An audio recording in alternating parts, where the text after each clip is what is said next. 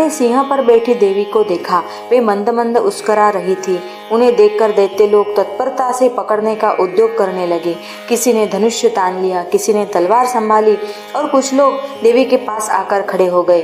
तब अंबिका ने उन शत्रुओं को प्रति बड़ा क्रोध किया। उस समय क्रोध के कारण उनका मुख काला पड़ गया, ललाट में भौंवी टेढ़ी हो गई और वहां से तुरंत विकराल मुखी काली प्रकट हुई, जो तलवार और पाश के लिए हुई थी। वे विचित्र खड्ग धारण किए और चींटी के चर्म की साड़ी पहने नरमुंडों की माला से विभूषित थी। उनके शरीर का मांस सूख गया था, केवल हड्डियों का ढांचा था जिनसे वो अत्यंत भयंकर जान पड़ती थी। उनका मुख बहुत विशाल था, जीभ लपलपाने के कारण वे और भी डरावनी प्रतीत होती थी। उनकी आंखें भीतर को धसी हुई और कुछ लाल थी।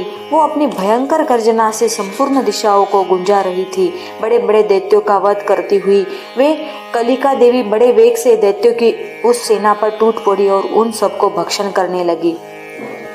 वे पार्श्व रक्षकों को, अंगशधारी महावतो योद्धाओं को और घंटा सहित कितने की हाथियों को एक ही एक हाथ में पकड़कर मुंह में डाल लेती थी।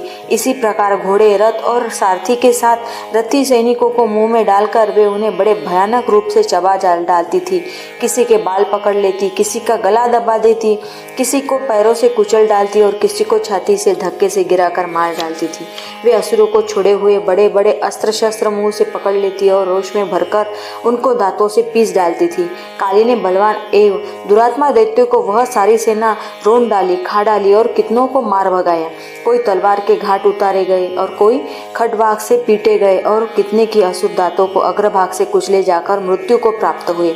इस प्रकार देवी के असुरों की उस सारी सेना को क्षण भर में मार गिराया।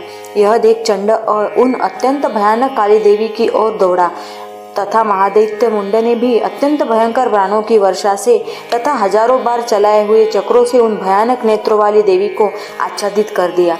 वे उनके चक्र देवी के मुख में समाते हुए ऐसे जान पड़े मानो सूर्य के बहु तेरे मंडल बादल के उदर में प्रवेश कर रहे हो।